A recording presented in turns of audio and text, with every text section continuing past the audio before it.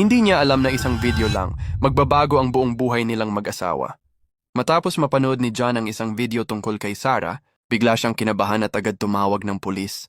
Halos 1 taon na silang kasal at masaya ang buhay nila kasama ang aso nilang si Charlie.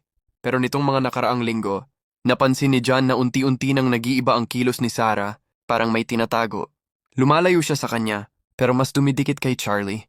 Mas madalas niyang kasama ang aso kaysa asawa. Mas matagal siyang nakikipag-usap dito kaysa sa tao. At tuwing inaabot ng madaling araw, gising si Sarah, nakatitig sa dilim sa isang direksyong parang may sinusundan na hindi nakikita ni John.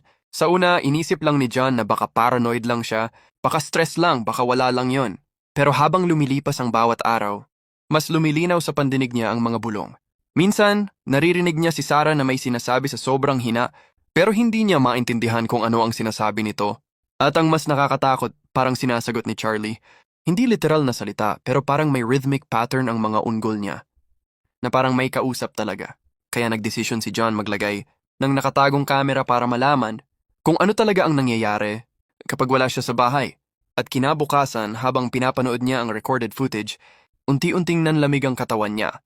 Hindi niya inasahan ang eksenang nakita niya at mas lalo hindi niya inasahan ang biglaang pagdilim ng screen sa gitna ng recording na parang may pumapasok na interference. Sa unang ilang minuto, simple pa, nakaupo lang si Sarah sa sahig kasama si Charlie. Pero nung mag-aalas 3 ng madaling araw sa video, biglang nag-iba ang boses ni Sarah. Hindi boses tao.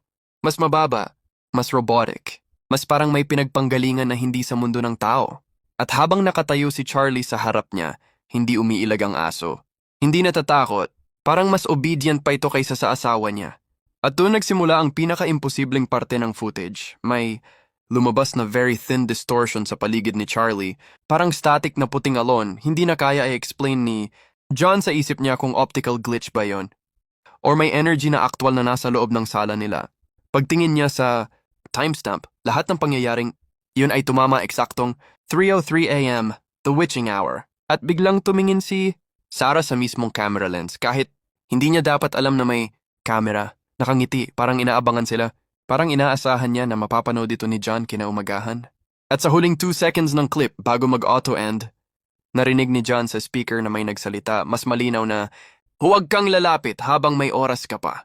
At mula noon, hindi na alam ni John kung ano ang mas nakakatakot, si Sarah o ang aso. O gusto mo bang malaman kung ano talaga ang nangyari? Follow mo ako at mag-comment ng dog para sa part 2.